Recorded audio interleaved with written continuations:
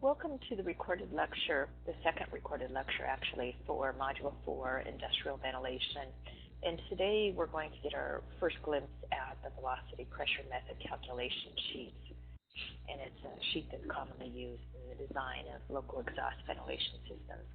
And there are also many different software programs for ventilation design, but the essence of this class is to learn and understand the calculations involved with ventilation systems. So we'll focus more on calculations than particular software programs. And so before any design work occurs, it's very important to have a really good idea of where you're going to put the ventilation system, have a layout of your operations, the workroom, building.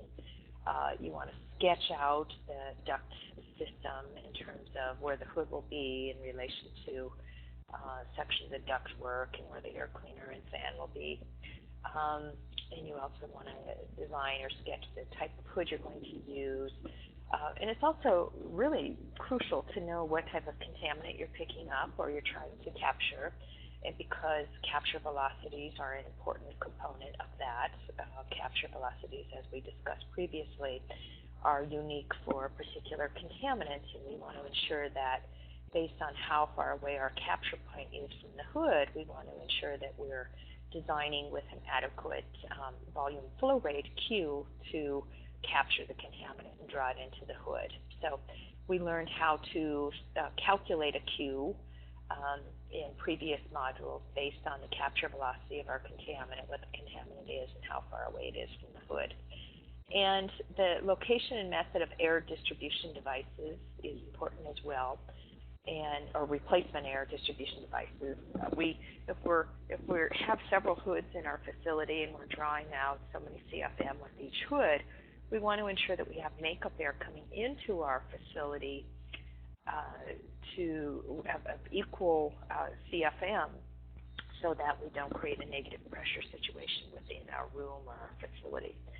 And as we learned before in the earlier discussion for Module 4, temperature, pressure, and moisture conditions are important to know ahead of time as well, because your Q that you have established for your system may have to be adjusted based on non-standard temperature pressure conditions. So if you're using your system at altitude and at elevated temperatures or significant moisture load, you'll need to correct for that. You'll need to correct density for that, and the correction for density will affect Q.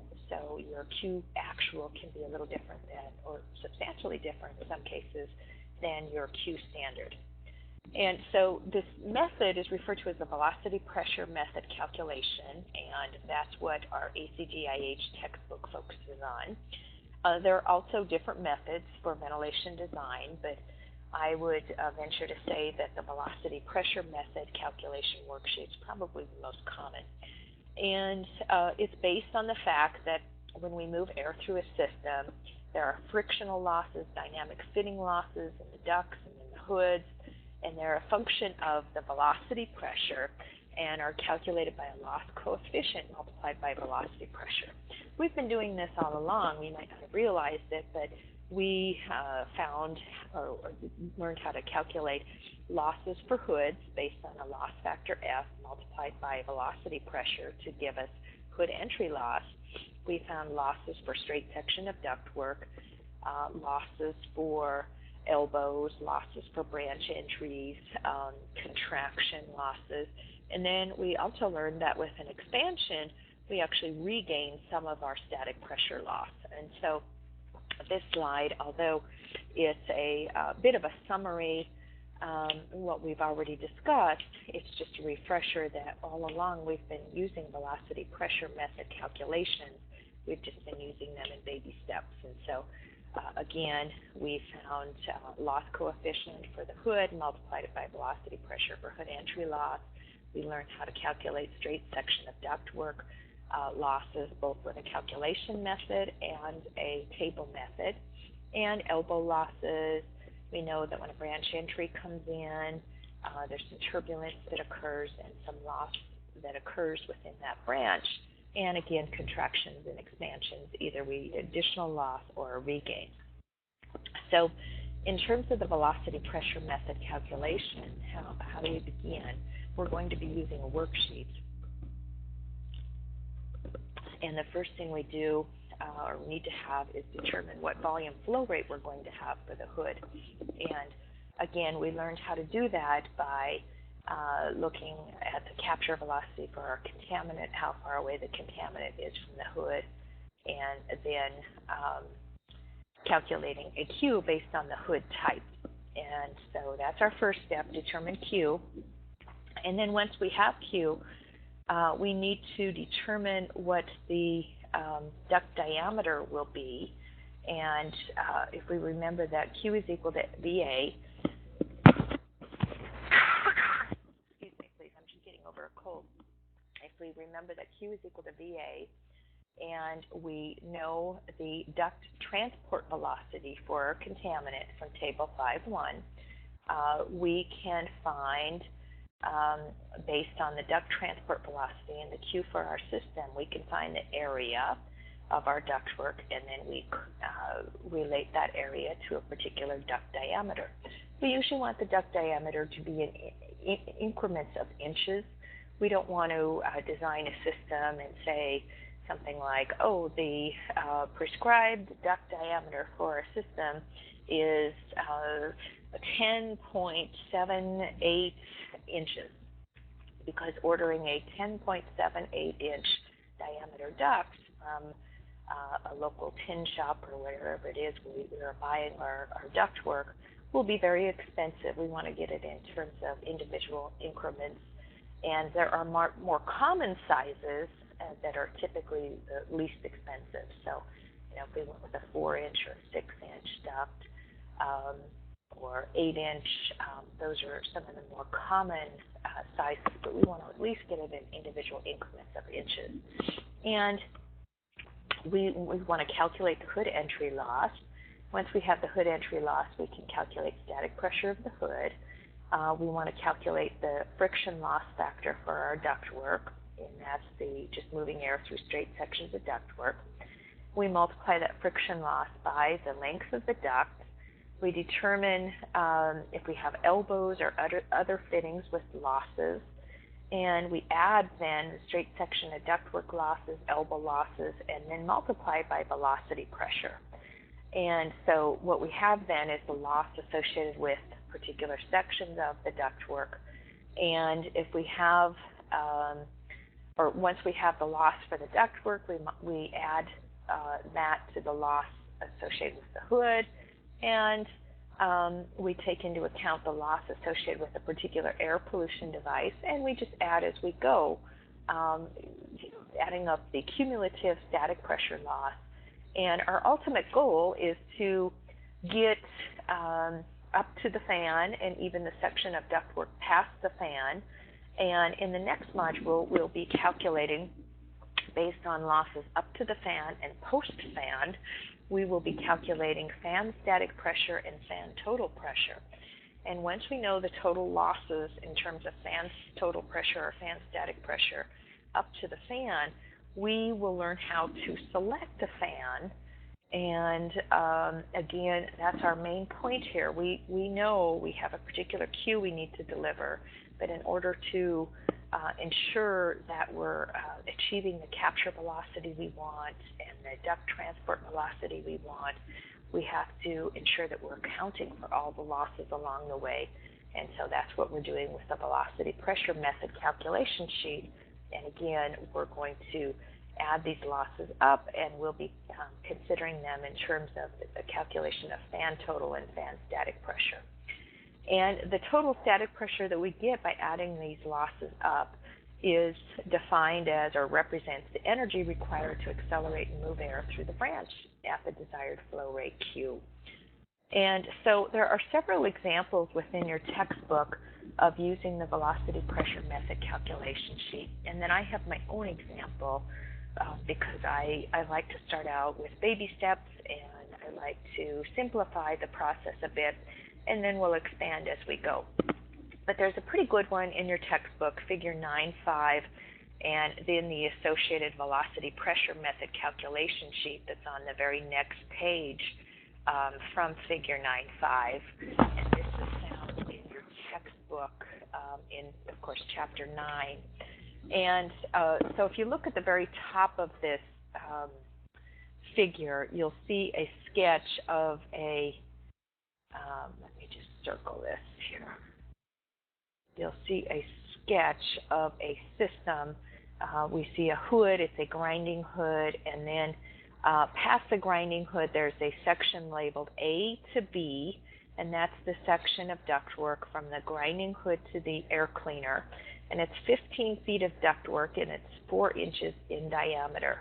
And then section B to C is actually the air cleaner.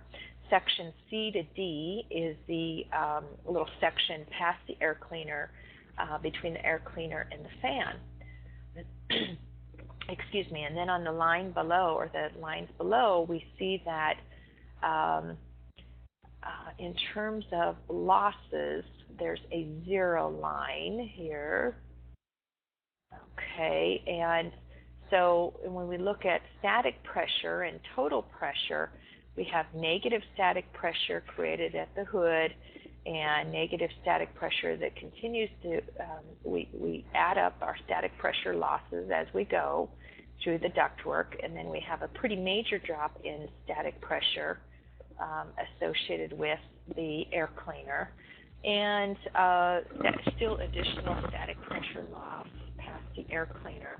And the same with total pressure, negative total pressure up on the upstream side of the fan. So our rules of thumb about pressure losses apply. We should see negative static pressures and total pressures on the upstream side of this fan, which we see illustrated here. And then a velocity pressure is up above, and of course as we're moving air, velocity pressure will always be positive. So the velocity pressure is defined here as well. And I won't go through the velocity pressure method calculation sheet in great detail in this example because it's kind of hard to read when I scan it from the textbook and post it up here on the PowerPoint. How I will point out there is an error in this velocity pressure method calculation sheet, and I'm going to cross that out. When they put this information from the previous example on a calculation sheet, notice how there's section A to B at the top here, B to C, and C to D, and E to F, and there's the volume flow rate is presented, as well as the velocity pressure, losses for the hood, as well as losses for the ductwork are presented. And so there's a overall static pressure loss for the first section. In the section B to C, that's the air cleaner. So we add a loss of -2-inch water gauge, and we see notice how we accumulate losses as we go throughout the system. Now I move kind of fast through that, and let's look at my own example in which we take little bit slower steps here. And so bear with me in my very rough drawing of a ventilation system. I need to get the students from engineering graphics to help me out a little bit with my graphics, I think, in ventilation. But here we have a system. Imagine, if you will, we have over on the right side, we have the hood, and the loss factor for the hood is 0.5. To get the hood entry loss, we multiply 0.5 by velocity pressure to get the hood entry loss. We have from the hood to the air cleaner, which is an electrostatic precipitator, 35 feet of ductwork. And we have an elbow in the middle, a very rough drawing of an elbow, but let's say, for the sake of this example, that it's a 4-piece stamped elbow with a radius curvature diameter ratio of 1. And then there's an electrostatic precipitator air cleaner with a loss of 1.5 inches water gauge. And then there's a section post the air cleaner to the fan, and that's a 6-foot section. Some important information about this system is at the top. This system is capturing foundry particulate matter. And so, hint, hint, that should clue us in on, gee, in order to transport foundry particulate matter, we should be looking at Table 5.1 and looking at what the minimum transport velocity is going to be in our duct. And if Q wasn't already calculated for us, that would be an important factor as well if we needed to calculate Q for our system based on what contaminant we have moving through our system. So in this case, the Q is 2500 SCFM. That means it's presented in standard conditions. However, the system is operated at 4,000 feet elevation and 150 degrees Fahrenheit. The hood entry loss is 0.5 multiplied by velocity pressure of our duct. So in other words, the loss factor is 0.5. We multiply by velocity pressure to get the hood entry. And we want to know the actual Q, what duct diameters we should have in our system, velocity, excuse me, please, velocity pressure, and losses all the way up to the fan. So we look on the next page, and the way you label the system, you can use whatever method you would like. But in this case, I've labeled from the hood to the air cleaner as section AB. And in section AB, we have 35 feet of ductwork, and we have a hood loss coefficient provided at 0.5. And the elevation was provided for us or given to us at 4,000 feet. And then if you notice on line 2, for section AB, the dry bulb temperature is 150 degrees Fahrenheit. The standard volumetric flow rate based on our example was 2,500 CFM. And the minimum transport velocity, if you look on table 5.1, the minimum transport velocity for foundry dust is 3,500 feet per minute. Now, in lines 5, 6, we don't have substantial moisture to worry about, so we're not going to put anything in there. But we need to calculate a density factor based on the elevation and the temperature. So the density factor in this case is, when we look at table 9.6, we get a density factor of 0.75. As we learned in the previous part A of this module, if we divide the standard volumetric flow rate of 2,500 by the density factor of 0.75, we get an actual volumetric flow rate. So our actual volumetric flow rate is 3,333 actual CFM. Okay, so now we're ready to roll. We have the actual CFM provided. Well, we know what our volume flow rate is, our actual volume flow rate, and we know what minimum transport velocity we need to maintain for foundry dust. And so if we consider Q is equal to VA, and we divide our actual volumetric flow rate of 3,333 by that minimum transport velocity of 3,500 feet per minute, we will get a target duct area of 0.95. So on line 9, we see that 0.95. That's where that came from. The Q is equal to VA, and we're solving for A.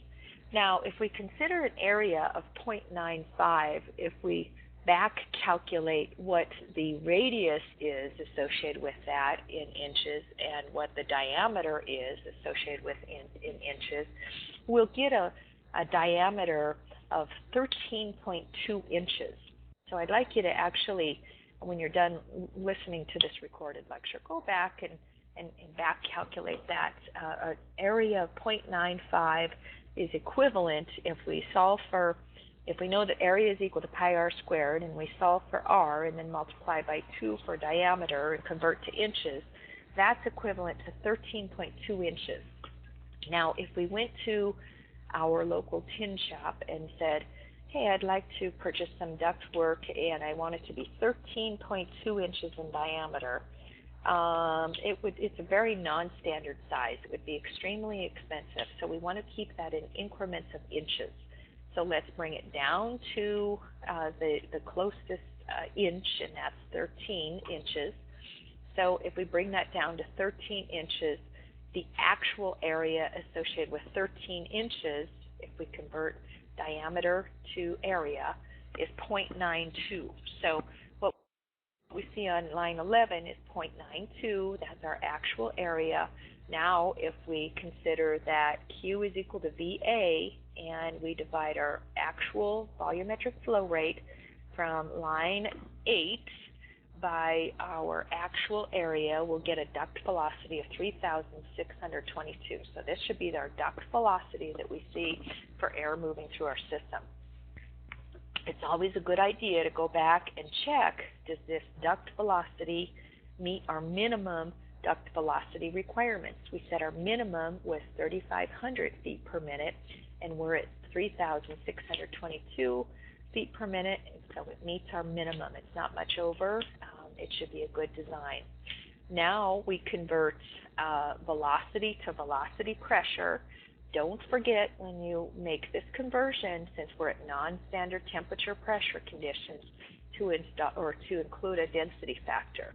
So if we take 3,622 divided by 4,005 and we square it, we multiply by a density factor of 0.75 as well, we'll get a velocity pressure of 0.61. So line 13 is our velocity pressure then for section AB, 0.61. If we go down the line in section AB, we don't have a slotted hood, so we ignore that first section. We do have a hood though, and it has a loss coefficient F of, or loss factor of 0.5. If we see down on line 24, if we multiply 0.5 by velocity pressure, line 13, we get a hood entry loss of 0.31. And then the hood static pressure then for our system is hood entry plus velocity pressure. Remember our formula sheets with how we calculate static pressure of our hood. Hood entry plus velocity pressure equals static pressure of our hood. So line 27, we now have the static pressure of our hood. We move on to our section of ductwork now for section AB, and we have 35 feet of ductwork. If we go to table 9.4 and we consider that we have a velocity in our system of 3,622, and we have a 13-inch diameter duct, we can use the closest velocity of 4,000 on that table, 4,000 feet per minute, and we get a duct friction factor of 0.017. We have one elbow in our system to consider as well, and if we look up the loss factor for the elbow loss factor, figure 9E, it's a four-piece, let's see, I need to go back to refresh myself on what type of elbow we had here. It's a four-piece stamped with the radius to diameter ratio of 1. So if we look up on table, our figure 9E will have a loss coefficient for that elbow of 0.37. Now, if we go down to line 34, let's multiply our length of our ductwork multiplied by the friction factor, and we get a duct friction loss. Okay, and then we also have an elbow loss. We add those losses together in line 36, and once we have all of our losses added together for our system, we multiply by velocity pressure to get the duct loss and velocity pressure on line 37. So our duct loss on line 37, including the straight section of duct as well as the elbow, is 0.589. And so that's a key element of our system now. We have the duct loss here, 0.589, and we also have the loss associated with the hood. and we add those together on line 41. Notice how we're adding all the losses we found so far together. So we're adding the hood loss plus the duct loss, and we get a loss for our system for AB of 1.5 inches water gauge. So that's our static pressure loss for the segment from the hood. If we go back, it's for the segment from the hood to the air cleaner. Okay, and so that includes the straight section of ductwork, as well as the elbow, as well as the hood entry loss. And section BC is the air cleaner, and we said it's an electrostatic precipitator with a loss of 1.5, so we don't have to do a lot with it other than put it account for the loss. So I put it in line 38 under other losses. Now we have a loss in section AB of 1.5 and a loss in section BC of 1.5. We add those together for the cumulative static pressure loss on line 43, and we get a cumulative static pressure loss of 3 inches water gauge. And if we go back and look at our drawing, we have this little section here that is between the fan and the air cleaner. And we said that the section is 6 feet long. And to make things easy for this example, we're going to assume that we have the same air temperature and the same density correction factor, and we're going to make this air clean, or this section past the air cleaner, the same diameter as the section going into the air cleaner. And we're going to assume that there are no fittings, no special fittings from the air cleaner to these sections, and we don't have to have any contractions or expansions. And so section CD is just the very beginning part in terms of actual volumetric flow rate and velocity pressure based on the transport of contaminants and the area of our ductwork. We have the exact same information that we had in section AB. And then if we go down to line 28, we have 6 feet of ductwork. We have the same loss factor because we have the same velocity and the same area and diameter of our duct. So we get a duct friction loss of 0.102, and we multiply that by our velocity pressure, and we get a loss for that last section of 0.06. We add that to our loss that we found so far up to including AB and BC. We add it and we get a cumulative loss of 3.06. So this is our first glimpse at using the velocity pressure method calculation sheet and using it with non-standard temperature pressure conditions with a single hood. Now, when we expand in the next week, we'll be looking at, well, what if we have multiple hoods, and how do we add those together? And we'll just expand as we go, making it a little more difficult. And our ultimate goal, again, is to reach a point where we're able to get the total loss for our system and the total Q under actual conditions, and then we'll be able to select a fan based on those conditions. Well, that concludes our recorded lecture. Please contact me if you have any additional questions. Thank you.